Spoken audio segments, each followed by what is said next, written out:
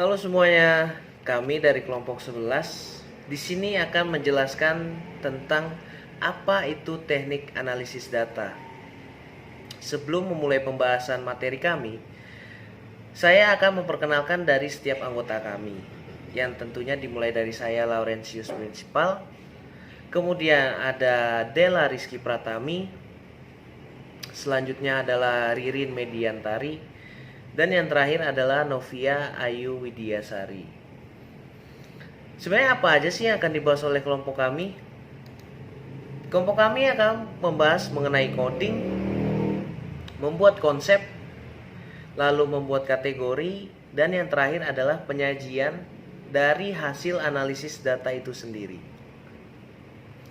Saya di sini akan menerangkan tentang apa itu teknik analisis data. Teknik berasal dari bahasa Yunani kuno yaitu tesne, yang artinya adalah keterampilan.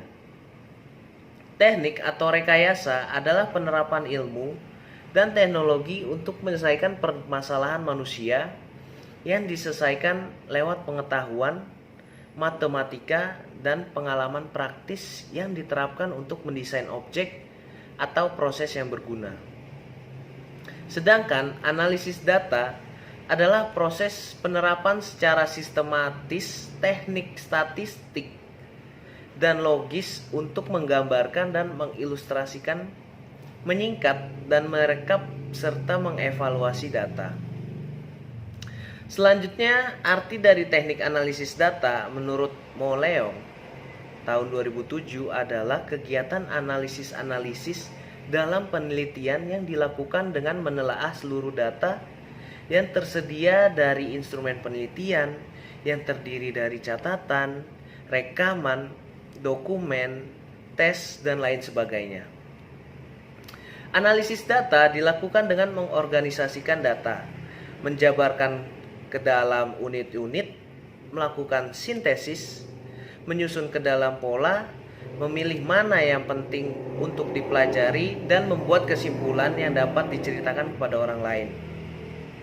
Sehingga dapat ditarik kesimpulan bahwa teknik analisis data adalah proses penelitian yang sangat sukar dilakukan. Hal ini lantaran membuktikan bahwa kerja keras, pikiran yang kreatif, dan kemampuan pengetahuan yang tinggi.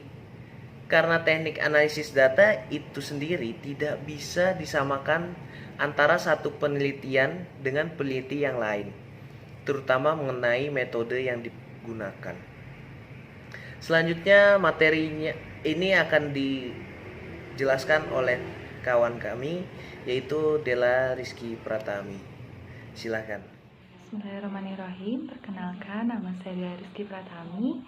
Saya dari kelas X5A BK Ekstensi dengan NPM 2018 015000030. Di sini saya akan membahas materi tentang teknik analisis data yang sebelumnya sudah dibahas dengan teman saya. Mari simak video saya berikut ini. Oke teman-teman, selanjutnya analisis data dalam penelitian kualitatif bersifat induktif, yang artinya suatu analisis berdasarkan data yang diperoleh sehingga dikembangkan menjadi hipotesis. Nah, hipotesis itu apa sih? Hipotesis itu adalah jawaban sementara terhadap masalah yang masih bersifat praduga, yang artinya masih harus dibuktikan kebenarannya. Nah, berdasarkan hipotesis yang dirumuskan dari data tersebut, selanjutnya dicarikan lagi datanya secara berulang-ulang, sehingga bisa disimpulkan apakah hipotesis itu dapat diterima atau ditolak berdasarkan data yang terkumpul. Nah, adapun proses analisis data dalam penelitian kualitatif, menurut S. Nasution terbagi menjadi dua. Yang pertama ada analisis sebelum di lapangan. Yang kedua ada analisis selama dan setelah di lapangan. Nah, analisis sebelum di lapangan itu apa sih? Jadi, penelitian kualitatif telah melakukan analisis data sebelum kita melakukan penelitian sebenarnya. Atau dengan kata lain, sebelum kita terjun untuk mengumpulkan data di lapangan. Nah, maksudnya ini si peneliti sebelum melakukan penelitian sebenarnya terlebih dahulu melakukan surveinya, survei lokasi. Jadi si peneliti lebih tahu tempat-tempat mana yang akan diteliti. Nah, dari penelitian ini masih bersifat sementara dan akan berkembang setelah peneliti mulai melakukan penelitian di lapangan. Nah, yang kedua, analisis selama dan setelah di lapangan. Apa sih analisis selama dan setelah di lapangan itu? Jadi, analisis data dalam penelitian kualitatif dilakukan pada saat pengumpulan data berlangsung. Jadi, apabila peneliti melakukan wawancara, tetapi hasilnya kurang memuaskan, maka peneliti akan melakukannya secara berulang-ulang agar hasil jawaban yang didapat lebih maksimal dan dapat dipercaya. Nah, selain itu ada kesulitan-kesulitan dalam teknik analisis data. Di sini saya akan memberikan 3 contoh dari masing-masing para ahli. Yang pertama ada Mills and Huberman, yang kedua ada Susan Steinbeck, dan yang terakhir ada S. Nasution. Nah, Mills and Huberman ini berpendapat bahwa yang paling serius dan sulit dalam analisis data kualitatif adalah karena metode analisis belum dirumuskan dengan baik. Selanjutnya, menurut Susan Steinbeck, menyatakan bahwa belum ada panduan dalam penelitian kualitatif untuk menentukan data dan analisis yang diperlukan guna mendukung kesimpulan atau teori. Dan yang terakhir, menurut S. Nasution menyatakan bahwa melakukan analisis adalah pekerjaan yang sulit dan memerlukan kerja keras, sehingga analisisnya juga memerlukan daya kreatif dan kemampuan intelektual yang tinggi. Nah, selain teknik analisis data, ada pun langkah-langkah yang perlu dilakukan dalam menganalisis data. Yang pertama itu ada coding. Apa sih coding itu? Coding itu berasal dari bahasa Inggris yang asal mula katanya adalah kode. Jadi, menurut Rosman dan Rallis tahun 1998, mengatakan coding itu merupakan proses mengolah materi atau informasi menjadi segmen-segmen tulisan sebelum memaknainya. Dan menurut Saldana tahun 2009, kode dalam penelitian kualitatif merupakan kata atau frasa pendek yang secara simbolis bersifat meringkas, menonjolkan pesan, menangkap esensi dari suatu porsi data, baik itu data yang berbasiskan bahasa atau data visual. Kemudian, coding ini dapat saya simpulkan adalah proses mengolah materi atau informasi menjadi segmen-segmen tulisan sebelum memaknainya. Dan coding juga bisa dilakukan secara manual atau menggunakan software analisis data kualitatif seperti Atlas atau NVivo. Jadi, apa sih yang sebenarnya dikodekan itu? Ya, jawabannya ya bermacam-macam. Jadi ketika si peneliti melakukan analisis, yang dikodekan adalah makna pernyataan, perilaku, peristiwa, perasaan, tindakan dari informan, dan lain-lain. Jadi tergantung apa yang ada dalam segmen data yang dihadapi. Nah, selain pengertian, ada pula manfaat dari pembuatan coding. Manfaatnya adalah untuk merinci, menyusun konsep, dan membahas kembali semuanya itu dengan cara baru, sehingga mampu mempermudah peneliti dalam proses analisis data dan mempermudah penyimpanan data dalam jumlah besar. Oke teman-teman, tadi sudah saya bahas materi tentang teknik analisis data dan langkah-langkah dalam penganalisisan data kualitatif, yaitu coding dan kesulitan-kesulitannya. Jadi selanjutnya teman saya akan membahas materi-materi yang ada dalam presentasi ini. Disimak ya. Assalamualaikum warahmatullahi wabarakatuh. Saya dari kelompok 11. Perkenalkan, nama saya Ririn Mediantari, nomor MPM 2018 015 0043. Di sini saya akan melanjutkan presentasi teknik analisis data ya. Saya akan menjelaskan tujuan coding. Coding bertujuan untuk menyederhanakan data dengan cara memberikan simbol, angka, atau huruf pada setiap jawaban. Coding juga menunjukkan proses klarifikasi jawaban responden berdasarkan jenis data penelitian yang telah terkumpul sehingga dapat dinamakan scoring. Menurut Strauss and Corbin, terdapat 3 tahap proses analisis data atau coding, yaitu open coding, axial coding, selective coding. Ya, saya akan sedikit menganalisis ya. Open coding adalah proses merinci, menguji, membandingkan konseptualisasi, dan melakukan kategorisasi data. Yang kedua, axial coding. Axial coding adalah suatu perangkat prosedur di mana data dikumpulkan kembali secara bersama dengan cara baru setelah open coding dengan membuat kaitan antara kategori-kategori.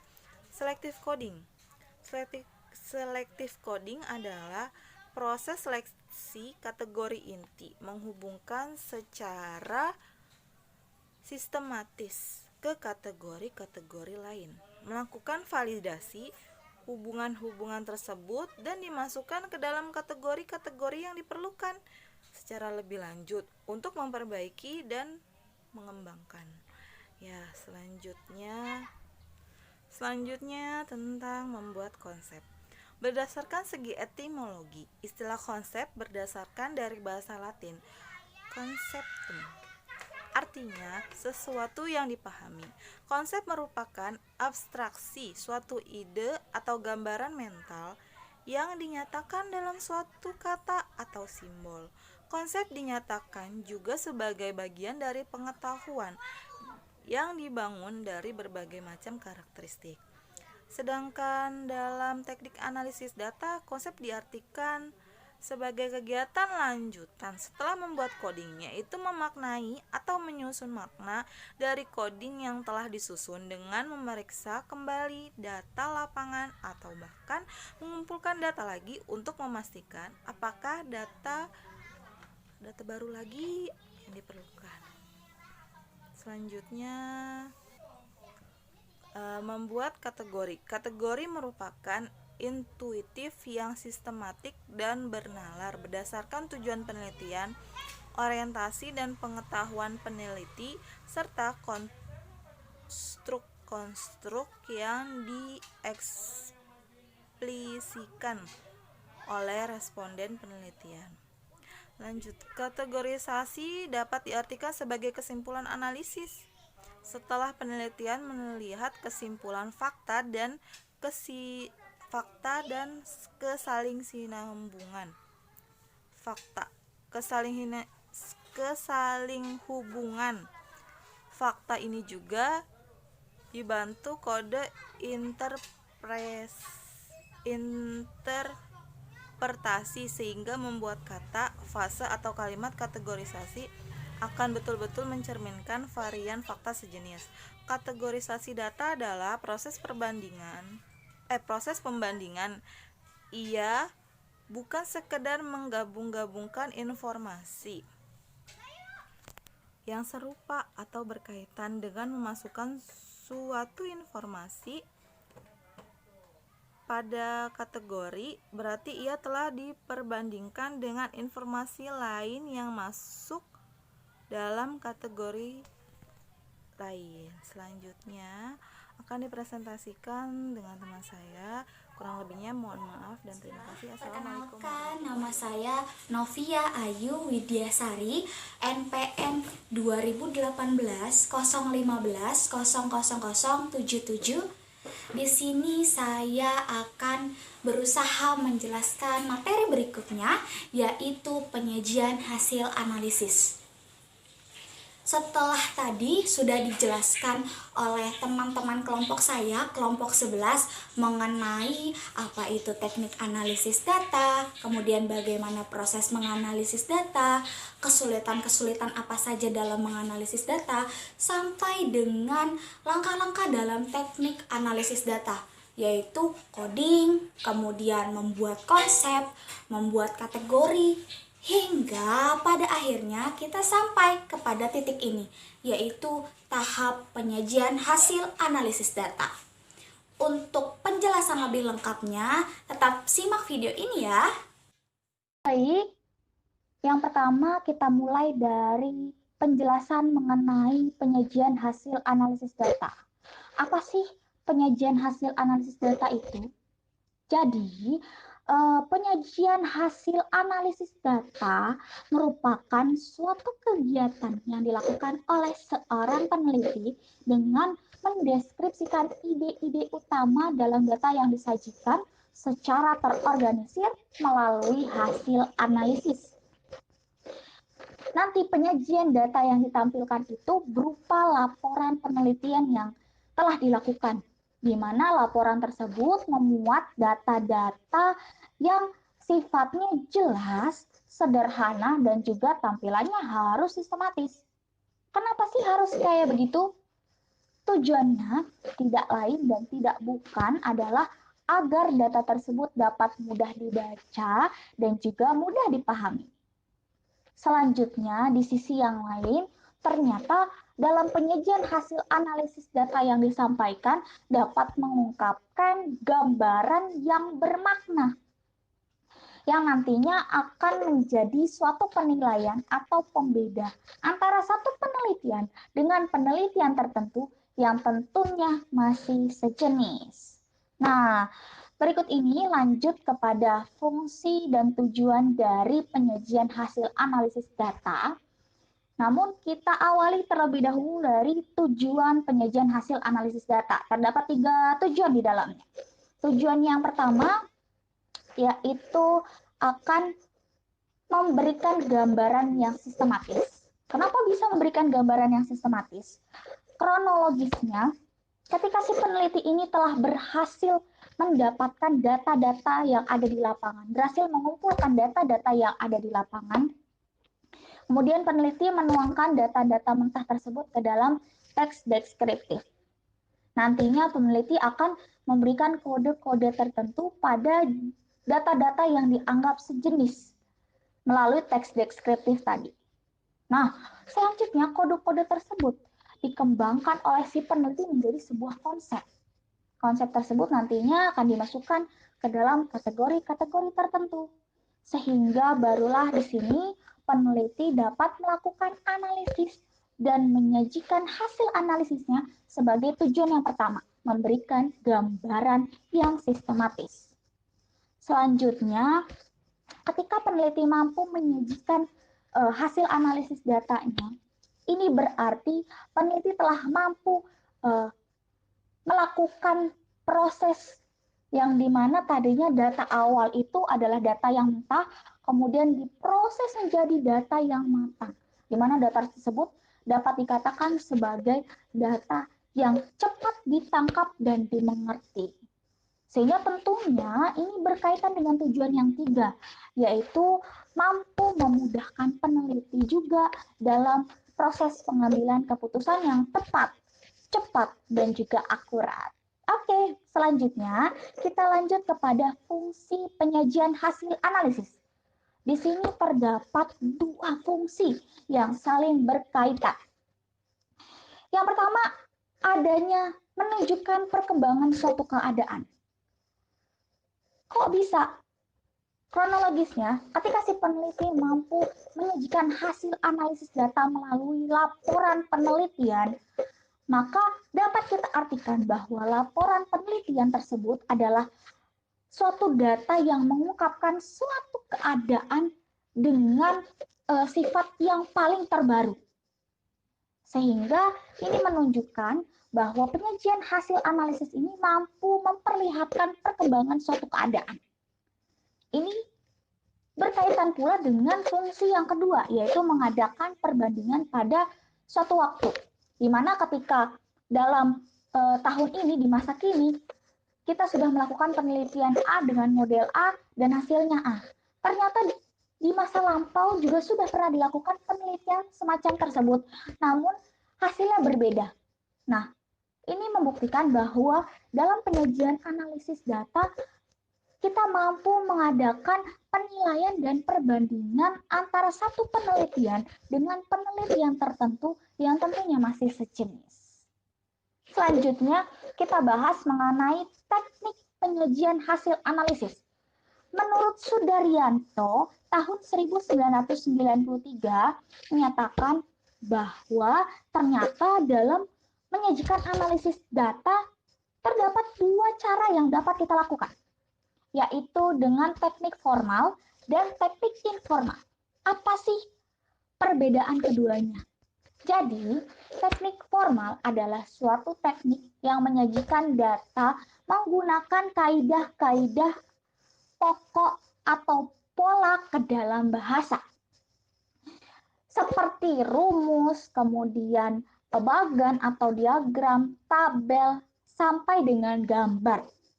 Sedangkan teknik informal adalah suatu teknik penyajian data yang dilakukan hanya dengan menggunakan teks-teks deskriptif. Nah, itu tadi penjelasan saya mengenai materi penyajian hasil analisis data. Untuk pemaparan materi berikutnya akan disampaikan oleh teman saya berikut ini. Nah, kira-kira seperti itulah kurang lebihnya gambaran apa sih dari teknik analisis data. Saya akan mencoba merekap kembali apa saja yang telah dibahas oleh kelompok kami. Dimulai dari apa itu teknik analisis data. Teknik analisis data adalah kegiatan analisis dalam penelitian yang dilakukan dengan menelaah seluruh data yang tersedia dari instrumen penelitian. Apa itu instrumen penelitian? Instrumen penelitian itu terdiri dari catatan, rekaman, dokumen, tes, dan lain sebagainya. Analisis data dilakukan dengan mengorganisasikan data, menjabarkannya ke dalam unit-unit, melakukan sintesis, menyusunnya ke dalam pola-pola, lalu memilih mana yang penting untuk dipelajari, serta yang terakhir membuat kesimpulan agar dapat diceritakan kepada orang lain. Teknik ini dilakukan melalui beberapa langkah, di antaranya adalah coding yang tadi sudah dijelaskan, yaitu aktivitas pemberian kode terhadap segmen-segmen data, lalu membuat konsep yang artinya ya kita harus memaknai atau menyusun makna dari coding yang telah disusun dengan memeriksa kembali data lapangan atau bahkan mengumpulkan data lagi untuk memastikan apakah data baru diperlukan. Setelah selesai membuat konsep, lalu membuat kategori, yaitu proses intuitif yang sistematik dan bernalar yang dilakukan untuk pembuatan kata. Frase atau kalimat kategorisasi akan betul-betul mencerminkan varian fakta sejenis. Langkah selanjutnya, setelah beberapa prosedur di atas telah dilakukan, peneliti dapat mendeskripsikan ide-ide utama dalam data yang disajikan secara terorganisir melalui hasil analisis tentunya. Penyajian hasil analisis ini dapat ditampilkan berupa pembuatan laporan hasil penelitian yang telah dilakukan agar dapat dipahami dan dianalisis sesuai dengan tujuan yang diinginkan. Kurang lebihnya begitu penjelasan dari kelompok kami. Mohon maaf jika ada salah-salah kata, ada kata-kata yang kurang berkenan. Kami mohon maaf. Untuk itu sekian dan terima kasih dari kelompok kami.